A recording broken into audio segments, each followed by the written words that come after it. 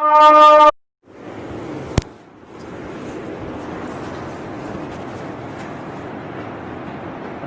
لله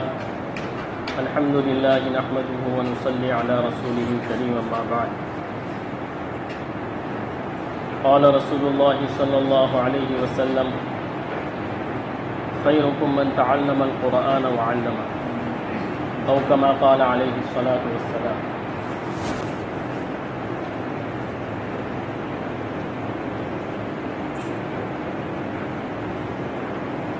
بزرگان محترم اور میرے عزیز ساتھیوں،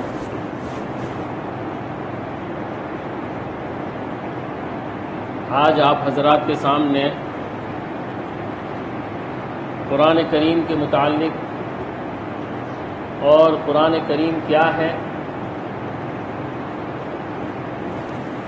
اور قرآن کریم کی تعلیمات کیا ہے، اسی کے متعلق چند باتیں عرض کرنا چاہتا ہوں.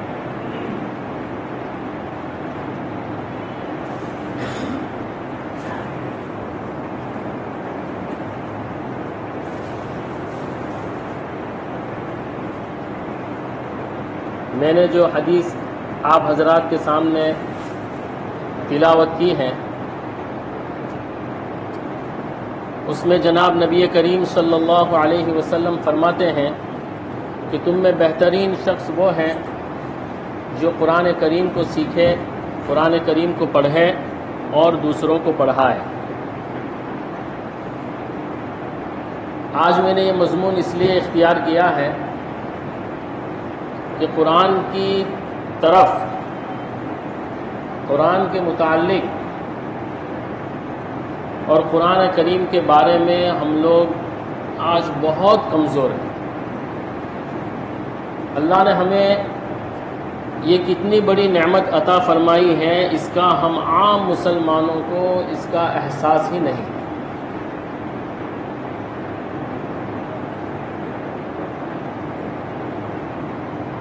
دو بنیادی چیزیں ہیں اللہ تبارک و تعالیٰ نے جو ہم کو عطا فرمائی ہے، ایک کتاب اللہ ہے اور ایک ہے رسول اللہ صلی اللہ علیہ وسلم. قرآن کے بارے میں اللہ تبارک و تعالیٰ نے اِنَّا نَحْنُ نَزَّلْنَا الذِّكْرَ وَإِنَّا لَهُ لَحَافِظُونَ، حفاظت کا وعدہ اللہ تبارک و تعالیٰ نے اپنے ذمے لیا ہے کہ ہم نے اس کو اتارا ہے. اب قرآن کریم کیا ہے؟ بہت ساری باتیں ہیں اس کے متعلق، مجھے چند باتیں موٹی موٹی عرض کرنی ہیں. ایک تو قرآن کے الفاظ ہیں جس کو ہم پڑھتے ہیں، اور ایک ہے قرآن پاک کے معانی ہیں. پھر معانی کے اندر اس کی حکمتیں ہیں جو غور و فکر اور تدبر کے بعد آدمی کو حاصل ہوتی ہیں.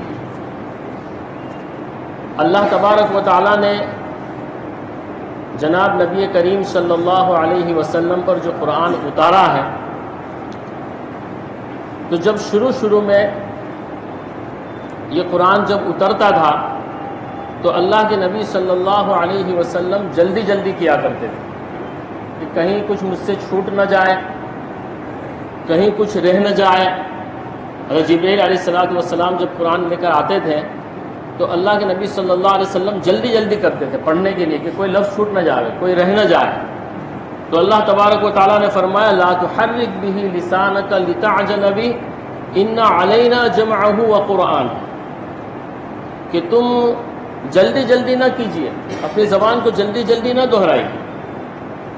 اللہ تبارک و تعالیٰ نے فرمایا کہ اس کو آپ کے قلب پر جمع کرنا، اس کو آپ کو یاد کرانا، ان علینا جمعہ وقرآنہ، کہ اس کو آپ کے دل میں جمانا اور اس کو پڑھ کر سنانا یہ ہمارے ذمہ ہے. ان علینا بیانہ، جب آدمی عربی میں جو یہ ہے علیہ کا جب لفظ استعمال ہوتا ہے تو آدمی کوئی چیز اپنے اوپر لازم کر لیتا ہے. جیسے یوں کہے علیہ الف درہم، کہ مجھ پر 1000 درہم ہے، اس کا مطلب مجھے 1000 درہم دینا واجب ہے، ضروری ہے. تو قرآن کریم کی اس آیت میں آپ غور کریں گے تو معلوم ہوگا اللہ تعالیٰ فرماتا ہے ثم ان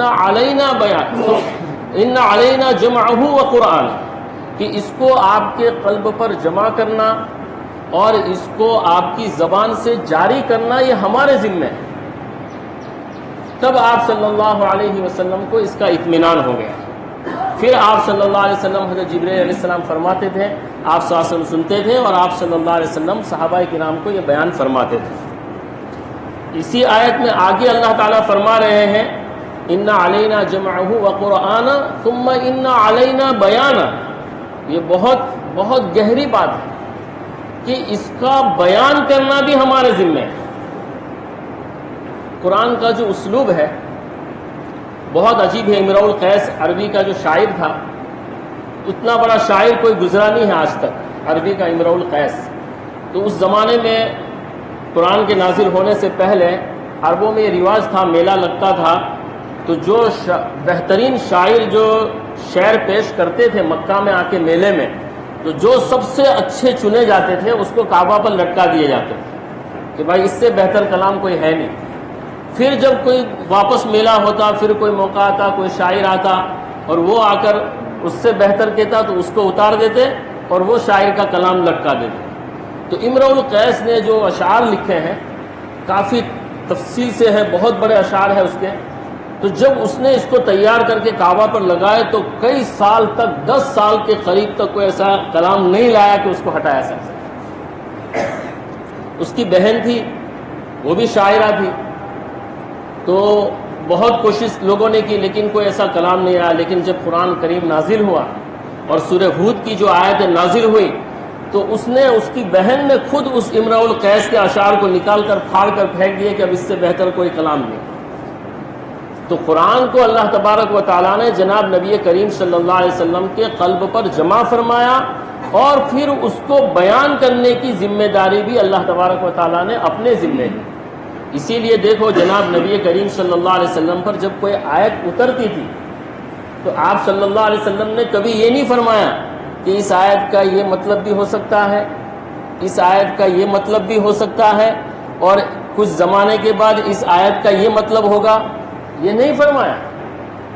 وہ خود اپنی طرف سے اس کی تفسیر ہی نہیں کی ہے آپ صلی اللہ علیہ وسلم نے، بلکہ اللہ تبارک و تعالیٰ معانی جناب نبی کریم صلی اللہ علیہ وسلم کے قلب پر ڈال دیتے تھے اور آپ صلی اللہ علیہ وسلم اسی معنی کو بیان فرماتے تھے۔ اسی لیے تفسیر بھی رائے کہ آج جس کو دیکھو وہ قرآن کو اپنی رائے کے مطابق پڑھنا شروع کر دیتا ہے، نعوذ باللہ۔ میں بہت سال پہلے میں نے چھوٹی تائیوان کی مسجد میں ایک صاحب تھے ہمارے یہاں، تو انہوں نے بیان کیا تو کہا میرے کو اس آیت سے یہ سمجھ میں آ رہا ہے انا للہ و انا، بہت افسوس ہوتا ہے کہ قرآن کے بارے میں، قرآن کی تفسیر تو ہاں قرآن کی ایک حکمت ہے، ایک ہے قرآن کی مراد، جو الفاظ ہم پڑھتے ہیں وہ تو قرآن کے الفاظ ہیں، پھر اس کی مراد اللہ تبارک و تعالیٰ نے جناب نبی کریم صلی اللہ علیہ وسلم کے ذریعے بیان فرما دی، ختم ہو گئی مراد۔ اب اس مراد کو اس باقی رکھتے ہوئے آپ اگر غور و فکر کرتے ہیں تو پھر اللہ تبارک و تعالیٰ آپ پر علوم کھولتے ہیں، وہ چیزیں الگ ہیں،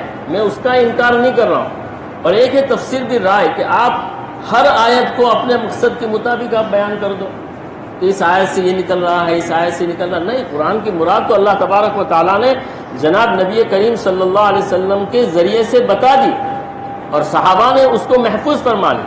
حضرت ابن مسعود رضی اللہ تعالی عنہ، عبداللہ ابن مسعود یہ بہترین مفسرین میں سے ہیں، بہت سارے صحابہ کرام رضوان اللہ تعالی علیہم اجمعین ہیں جو بہترین مفسرین ہیں، کہ وہ بتاتے تھے کہ مجھے معلوم ہے جب صحابہ میں اختلاف ہوتا تھا چند سالوں کے بعد آپ صلی اللہ علیہ وسلم کے دنیا سے تشریف لے جانے کے بعد، تو جب صحابہ بیان فرماتے تھے کہ نہیں نہیں اس آیت کا یہ مطلب نہیں، اس آیت کے وقت میں موجود تھا اور جناب نبی کریم صلی اللہ علیہ وسلم نے اس کا یہ واقعہ ہوا تھا اور اس لیے یہ آیت نازل کی، تو یہ اب کتابوں میں محفوظ ہیں۔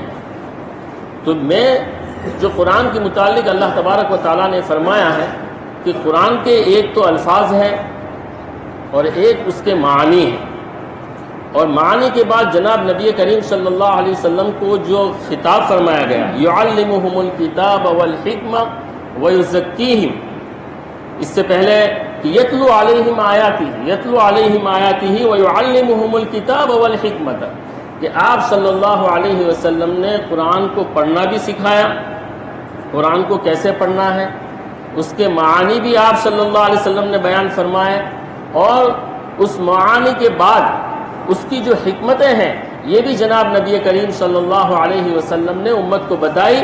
اور اس حکمت کو صرف بتانے کے بعد ایک اور ذمہ داری جناب نبی کریم صلی اللہ علیہ وسلم پر تھی، وہ ہے وَيُزَكِّيهِمْ، کہ لوگوں کے دلوں کو بھی صاف کرو کہ قرآن کی مراد کو وہ صحیح سمجھے کہ قرآن ہمیں کیا کہنا چاہتا ہے۔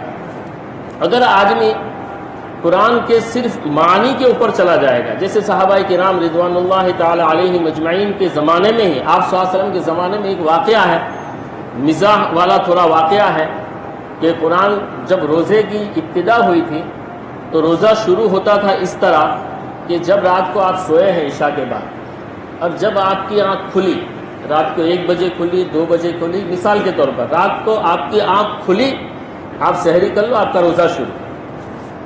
اب آپ کچھ نہیں کھا سکتے، چاہے رات کے 1 بجے ہے 2 بجے، آپ کا روزہ شروع۔ پھر اس میں تخفیف آئی، کلوا واشربوا حتی یتبین لکم الخیط الابیض من الخیط الاسود من الفجر۔ اب یہ آیت اتری، آپ صلی اللہ علیہ وسلم نے بیان فرمایا کہ اب یہ آیت آ گئی، اب روزے کا حکم یہ ہے کہ صبح کاذب اور صبح صادق، یہ 2 چیزیں ہیں۔ ایک صبح کاذب، جھوٹی صبح، یعنی ایک صبح میں جو تہجد کا وقت ہوتا ہے تو اس سے پہلے بھی ایک صبح جیسا اندازہ لگتا ہے، حالانکہ وہ صبح صادق نہیں ہوتی، اس لیے اس کو صبح کاذب کہتے ہیں۔ اور پھر ایک ہوتی ہے صبح صادق۔ حضرت علی رضی اللہ تعالی عنہ اور بہت سارے صحابہ کرام، کیونکہ یہاں جو آیت کا ترجمہ ہے کہ تم سفید دھاگا اور کالا دھاگا، یہ 2 دھاگے جب ایک دوسرے سے ممتاز ہو جائے تو اب روزے کا وقت شروع ہو گیا۔ قرآن کی آیت کا ترجمہ یہ ہے، کلوا واشربوا، تم کھاؤ پیو، حتی یتبین، یہاں تک کہ ظاہر ہو جائے، من الخیط الاسود من خیط الابیض من الخیط الاسود، کہ سفید دھاگا کالے دھاگے سے واضح ہو جائے، اب تمہارا روزے کا وقت شروع ہو گیا، سحری کا وقت ختم ہو گیا۔ اب صحابہ نے کیا کیا، 2 ڈورے منگائے، ایک کالا ڈورا اور ایک سفید ڈورا۔ اب صحابہ ڈورے کو تکیے کے پاس رکھ دیتے تھے، اب رات ہوئی دیکھتے رہتے تھے کہ سفید اور کالے میں تمیز ہوئی کہ نہیں ہوئی۔ اب یہ چلن ہو گیا صحابہ میں، دھیرے دھیرے دھیرے دھیرے بات نکلی تو آپ صلی اللہ علیہ وسلم نے جمع فرمایا۔ حضرت علی رضی اللہ علی نہیں، حضرت علی رضی اللہ تعالی عنہ کا آپ صلی اللہ علیہ وسلم نے پوچھا کہ آپ کیا کرتے ہو؟ تو کہا کہ اللہ کے رسول صلی اللہ علیہ وسلم، میں نے 2 دھاگے میرے تکیے کے نیچے رکھے ہیں، ان کو دیکھتا رہتا ہوں، جب 2 میں سے سفید دھاگا جب ظاہر ہو جاتا ہے نا، اتنی روشنی ہو جاتی ہے کہ سفید دھاگا نظر آنے لگتا ہے کہ یہ کالا ہے اور یہ سفید۔ اندھیرے میں تو نظر نہیں آتے، اب ہمارے یہاں تو لائٹ ہے اس لیے ہم کو اندازہ نہیں آئے گا، اس زمانے میں لائٹ تھی نہیں تو اندھیرے میں دیکھ لیتے تھے۔ تو کہا کہ جب ظاہر ہو جاتا، آپ صلی اللہ علیہ وسلم نے مزاحاً فرمایا کہ تیرا تکیہ تو بہت بڑا ہے، کیونکہ یہاں خیط الابیض اور خیط الاسود سے مراد دن اور رات ہے، اسود سے مراد یہاں رات تھی اور ابیض سے مراد یہاں صبح تھی، تو وہ وقت تو بہت دیر کا ہو جاتا تھا، صبح صادق بھی گزر جاتا تھا، فجر کا نماز کا وقت شروع ہو جاتا تھا، تو روزہ صحیح نہیں ہوتا تھا۔ تو قرآن کے صرف معنی، یہ واقعہ میں اس لیے بیان کر رہا ہوں کہ قرآن کے صرف معانی پہ، صرف اس کے الفاظ لغت کے اعتبار سے، آپ لغت کے، جیسے صلاۃ کو آپ لے لیجئے، صلاۃ کے کیا معنی ہے؟ دعا کے معنی ہے۔ قرآن میں صلاۃ کا ذکر اللہ تبارک و تعالیٰ نے بار بار فرمایا ہے، تو صلاۃ کے معنی تو دعا کے ہیں، تو یہ سب نماز پڑھنے کی کیا ضرورت ہے بھائی؟ دعا، اللہ تعالیٰ تو دعا کے بارے میں، اسی لیے پڑوس کے ملک میں نے پڑھا تھا تقریباً کئی سال پہلے، تو ایک فرقہ ایسا پیدا ہو گیا کہ وہ نماز کے وقت صرف دعا کرتے، کہا قرآن میں دعا کا ذکر ہے، صلاۃ کے معنی لغت میں آپ دیکھیں گے تو دعا ہے۔ ارے جناب نبی کریم صلی اللہ علیہ وسلم نے اس کی تفسیر اللہ تبارک و تعالیٰ نے بیان فرمائی کہ صلاۃ ایک مستقل شکل ہے، قول باندھنا ہے، رکوع کرنا ہے، سجدہ کرنا ہے، یہ پوری نماز ہے، اور یہ نماز کے بارے میں اللہ تبارک و تعالیٰ فرمائے۔ تو ظاہری صرف اس کے الفاظ پر اگر کوئی آدمی چلنے جائے گا تو وہ گمراہ ہو جائے گا، بھٹک جائے گا، ختم ہو جائے گا۔ اسی طرح جیسے زکوٰۃ ہے، تو زکوٰۃ کے معنی ہے پاکی حاصل کرنا، اپنے ہاتھ کو دھو لو، اپنے بدن کو دھو لو تو زکوٰۃ ہو گئی، نہیں، زکوٰۃ کے یہ معنی نہیں ہے۔ اللہ تبارک و تعالیٰ نے جناب نبی کریم صلی اللہ علیہ وسلم کے ذریعے زکوٰۃ کے معنی بیان فرمایا کہ زکوٰۃ کا یہ نصاب ہے اور اس آدمی پر اتنی زکوٰۃ فرض ہوگی، سال کے گزرنے پر یہ ہے، اس کی پوری تفصیلات بیان فرمائی۔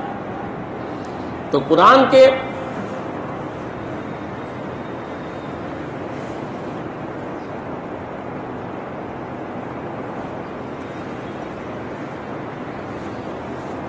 تو قرآن کے ظاہری الفاظ بھی ہیں، اس کے معانی بھی ہیں، اس کی حکمتیں بھی ہیں. تو اللہ تبارک و تعالیٰ نے دو چیزیں ہم کو عطا فرمائی ہیں، ایک کتاب اللہ ہے اور ایک رسول اللہ صلی اللہ علیہ وسلم. دونوں ضروری ہے، دونوں لازمی ہیں. اسی لیے دیکھو کہ اگر قرآن جو نبوت کی اور رسالت کی ضرورت نہ ہوتی، صرف الفاظ سے آدمی کلام کو سمجھ لیتے، اللہ کی مراد کو سمجھ لیتے، تو یہ انبیاء کا سلسلہ قائم نہیں فرماتے. اللہ تبارک و تعالیٰ مکہ کے کعبۃ اللہ پر کتاب کو نازل فرما دیتے، حضرت جبرائیل علیہ السلام اعلان کر دیتے کہ یہ قرآن کو نازل کر دیا ہے، آپ لوگ پڑھ لو اور اس سے قرآن کو اور دین کو تم حاصل کر لو. نہیں، جناب نبی کریم صلی اللہ علیہ وسلم کو 23 سالہ زندگی میں تھوڑا تھوڑا تھوڑا تھوڑا قرآن کو اتارا، اور اس کی بعد اس کی تفصیل کو جناب نبی کریم صلی اللہ علیہ وسلم سے پوری فرمائی. تو یہ اللہ تبارک و تعالیٰ نے ہم کو بہت بڑی نعمت عطا فرمائی ہے. تو دیکھو خیر کے اعتبار سے آپ صلی اللہ علیہ وسلم کا زمانہ بہترین زمانہ تھا، ہے نا. خیر القرون قرنی ثم الذین یلونہم ثم الذین یلونہم. تو وہ زمانہ بھی آپ صلی اللہ علیہ وسلم کا خیر القرون ہے. صحابہ کرام رضوان اللہ تعالی علیہم اجمعین اس زمانے میں موجود ہے. اور صحابہ کرام کے بارے میں اللہ تعالیٰ خود فرماتے ہیں والسابقون الاولون من المہاجرین والانصار والذین اتبعوہم باحسان رضی اللہ عنہم ورضوا عنہ، کہ جو اولین صحابہ کرام ہیں، جو مہاجرین میں سے ہے یا انصار میں سے ہے، جنہوں نے اسلام پر لبیک کہہ دیا، شروع میں جنہوں نے کہہ دیا، اور جو ان کے متبعین ہیں، اللہ تبارک و تعالیٰ ان سے راضی ہے اور وہ بھی اللہ سے راضی ہے. رضاعت کا اور راضی ہونے کا پروانہ اللہ تبارک و تعالیٰ نے قرآن کریم میں عطا فرما دیا. تو قرآن کے اتارنے کا جو زمانہ تھا، وہ زمانہ بھی بہترین تھا، اور اس زمانے کے جو لوگ تھے وہ بھی بہترین لوگ تھے. صحابہ کرام رضوان اللہ تعالیٰ علیہم اجمعین کے اللہ تبارک و تعالیٰ نے تمام صحابہ کے بارے میں، اور دیکھو قرآن ابدی ہے، قرآن ابدی ہے، یہ قیامت تک کے لیے نہیں ہے، قیامت کے بعد بھی ہے.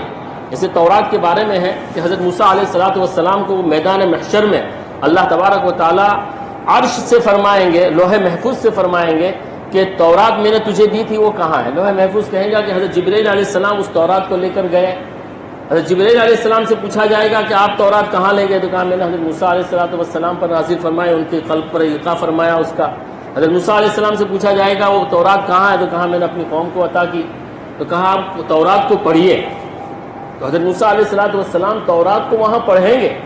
تو ایک تو اس کی جو شکل ہے میں اس کو آپ کو بیان نہیں کر سکتا ہوں. قرآن کی جو ایک شکل ہے اللہ کی کتاب کی، وہاں جسمانی طور پر ظاہر ہوگی، اس کے جسم کے طور پر ظاہر ہوگی. اسی لیے دیکھو حدیث میں بعض جگہ ملتی ہے کہ قرآن کی جتنی آیتیں ہیں اتنے جنت کے درجے، ہے نا. حفاظ کرام کے بارے میں بھی ہے، آپ فضائل اعمال میں بھی، فضائل قرآن میں آپ نے سنا ہوگا کہ ورتل ورتقی، کہ قرآن کو پڑھتا جا، تلاوت کرتا جا اور درجے چڑھتا جا. تو قرآن باغات اور جنات اور جنت وغیرہ جو ہے جتنی چیزیں ہیں اللہ کی نعمتیں ہیں ان کی شکل میں آئیں گی. تو تورات بھی اس شکل میں آئیں گی. تو حضرت موسیٰ علیہ السلام کے ماننے والے لوگ اس وقت بھی حیران ہو جائیں گے کہ کاش ہم نے اس کی قدر کی ہو، کاش ہم نے تورات کو خوب پڑھا ہوتا، اس پر عمل کیا ہوتا. اسی طرح جناب نبی کریم صلی اللہ علیہ وسلم سے بھی اللہ تبارک و تعالیٰ قیامت کے میدان میں فرمائیں گے اسی طرح سے. اور آپ صلی اللہ علیہ وسلم کے لیے تخت لایا جائے گا، آپ صلی اللہ علیہ وسلم اس پر تشریف فرما ہوں گے، اور شروع سے لے کے اخیر تک پورا قرآن کریم اللہ کے نبی صلی اللہ علیہ وسلم تلاوت فرمائیں گے. اس وقت قرآن کی پوری شکل وہاں ظاہر ہوگی، جب ہم لوگوں کو احساس ہوگا کہ یہ قرآن کیا ہے. تو آج ہم لوگ اس کی طرف سے بہت دور ہو چکے ہیں. قرآن کریم کو ہم نے جزدان میں رکھا ہے. دیکھو ہم لوگ سورہ فاتحہ کا ترجمہ بھی نہیں جانتے. یہ بہت افسوس کی بات ہے. یہ صرف علماء کے لیے نہیں ہے قرآن، صرف مدرسے میں پڑھنے والے بچوں کے لیے قرآن نہیں ہے. ہر مسلمان کو قرآن کو جاننا ضروری ہے. اس کو جاننا چاہیے کہ قرآن ہمیں کیا کہتا ہے، اور اللہ سے جو تعلق ہے واقعی میں آپ قرآن کے ذریعے جو اللہ تبارک و تعالیٰ سے تعلق پیدا کریں گے، آپ کسی اور چیز سے پیدا نہیں کرتے. اسی لیے جو میں نے جو تلاوت کی ہے خیرکم من تعلم القرآن وعلمہ، کہ دیکھو قرآن میں پہلے تو اس کو بہترین امت بھی کہا، کنتم خیر امت، کہ تم بہترین امت ہو، لوگوں کے نفع رسانی کے لیے نکالی گئی ہو.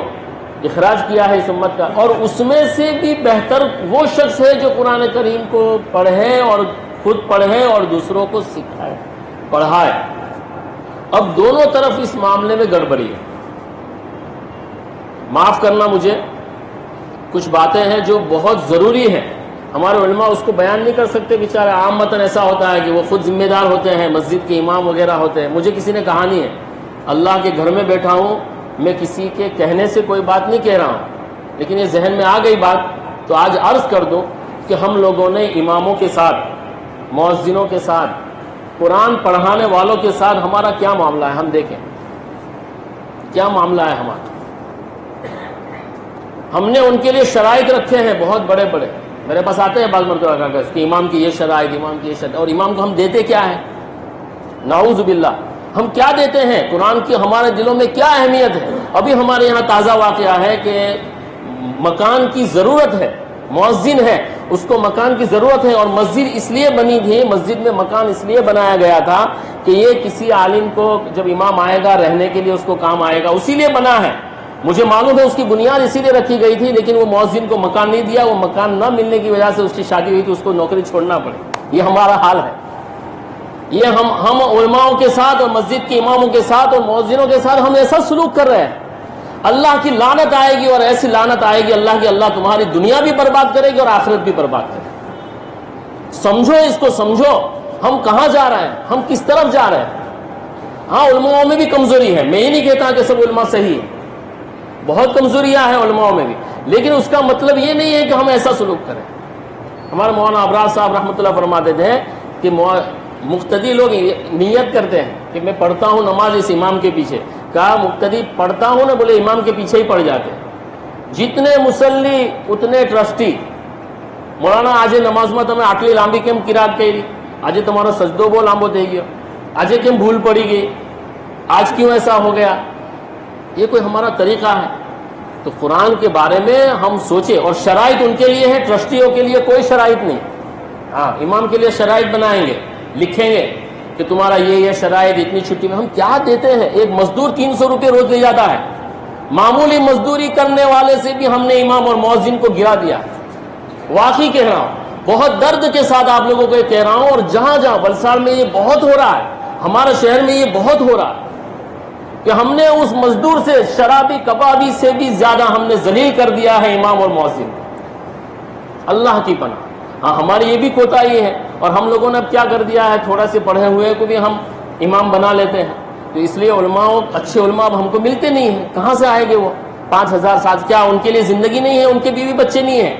ان کے لیے خواہشات نہیں ہیں؟ وہ کوئی الگ دنیا سے آئے ہیں، وہ کوئی الگ قوم ہے، ان کو اللہ تبارک و تعالیٰ نے الگ نظام دے دیا ہے کہ تم کو دنیا کی چیزوں میں کچھ استعمال ہی نہیں کرنا ہے۔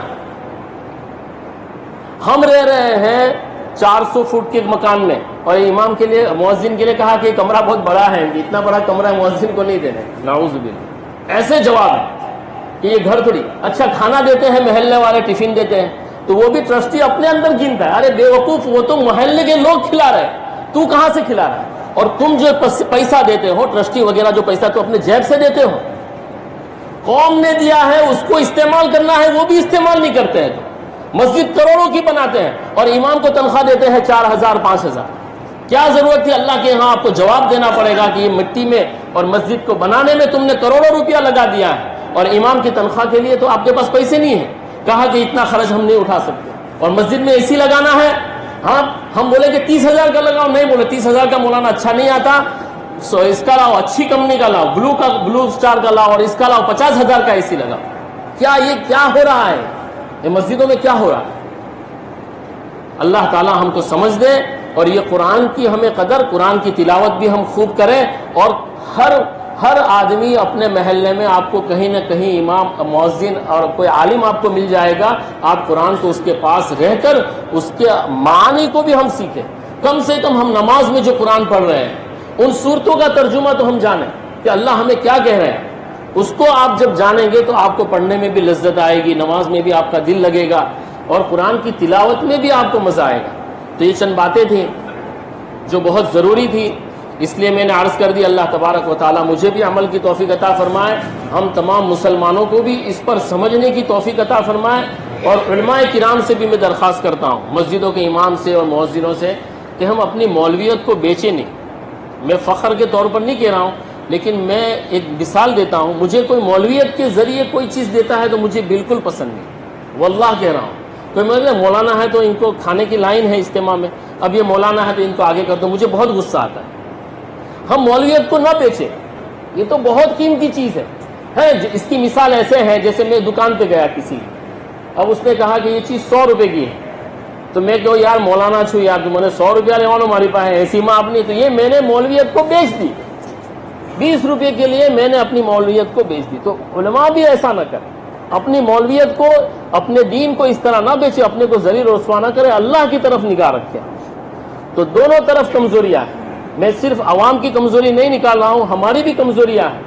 اللہ تبارک و تعالی ہم دونوں کو سمجھ کر اور صحیح طریقے سے مسجدوں کے نظام کو، مدارس کے نظام کو چلانے کی توفیق عطا فرمائیں، اور ایسے لوگوں کو اللہ تبارک و تعالی ٹرسٹی بنائیں۔ آپ دیکھ لیں نا، مفتی اپنے راندے کے مرحوم، نام بھول گیا میں، تو انہوں نے ایک رسالہ لکھا ہے کہ ٹرسٹیوں کی کیا شرائط ہے، کہ ٹرسٹی کی بھی شرائط ہے، ٹرسٹی کی بھی ذمہ داری ہے کہ وہ اس کے لائق ہے کہ نہیں مسجد کا ٹرسٹی بننے کے۔ ہر آدمی ٹرسٹی نہیں بن سکتا، آپ معلوم کرنا ہے، اور وہی آدمی ٹرسٹی بن سکتا ہے جس کو شریعت کے قانون، بہت ساری شرائط ہے اس میں، اس کو چھوٹا سا پرچہ بھی ملتا ہے، آپ اس کو پڑھیں اور پھر ٹرسٹی بنے۔ اگر آپ ٹرسٹی بنے ہیں تو ویسے بننے کی کوشش کرو، اگر نہیں بن سکتے ہیں تو آپ استعفیٰ دیں، آپ چھوڑ دو۔ آپ اللہ کے گھر میں یہ سب کھیل مت کرو، اللہ کے یہاں جانا ہے، قبر میں آپ کو جانا ہے اور وہاں جواب دینا ہے۔ وما توفیقی الا باللہ، علیہ توکلت و الیہ